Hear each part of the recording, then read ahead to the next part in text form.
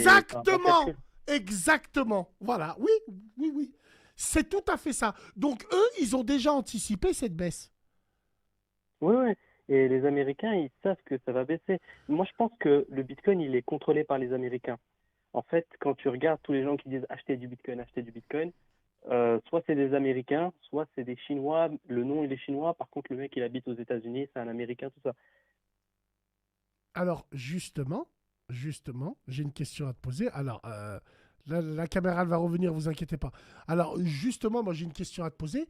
Pourquoi, quand on parle de Bitcoin ou de... Pourquoi on parle toujours des États-Unis, mais on ne parle pas de la Chine, qui sont un Oui, acteur majeur quand même?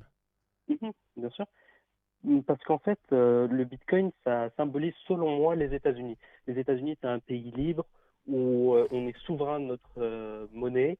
Et on parle du Bitcoin aux États-Unis. On en parle aussi au Salvador. Je sais pas si tu connais, c'est un pays d'Amérique centrale. Le San Le président... Salvador, ouais, je connais. La caméra, elle va revenir, hein, les frères, vous inquiétez pas.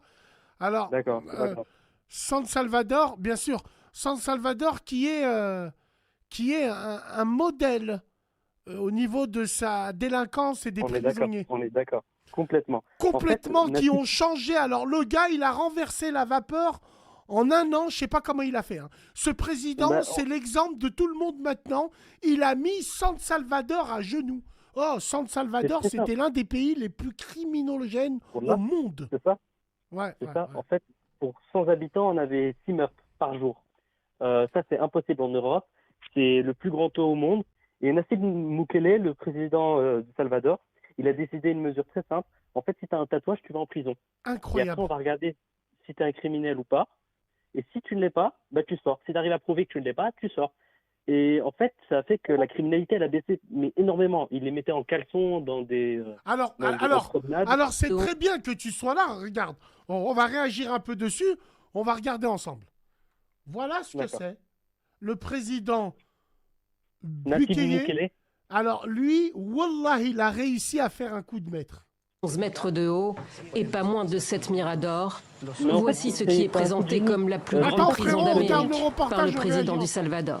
D'accord, excuse-moi. Appelé centre de confinement contre le terrorisme, Nayib Bukele avait annoncé la fin des travaux pour le mois de septembre. La visite présidentielle, très médiatisée, a finalement eu lieu mardi. Présenté par le vice-ministre de la Justice et celui des Travaux Incroyable. publics, ce centre pénitentiaire Tu sais que géant son père, il est accueillera palestinien? 40 000 membres de gangs présumés, répartis dans Excuse-moi frérot. Son père, il est palestinien. Ah, il est palestinien son père. Ouais, J'étais pas voilà. au courant. Donc on finit de regarder. des cellules grillagées de 6 mètres sur 4, meublées de 3 lits comptant chacun 3 couchettes. Les plus indisciplinés seront envoyés au trou, dans l'obscurité totale.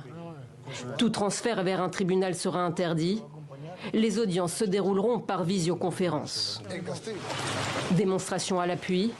Les détenus et le site seront surveillés jour et nuit par 600 soldats et 250 policiers surarmés, 600 soldats. prêts à se déployer à tout moment.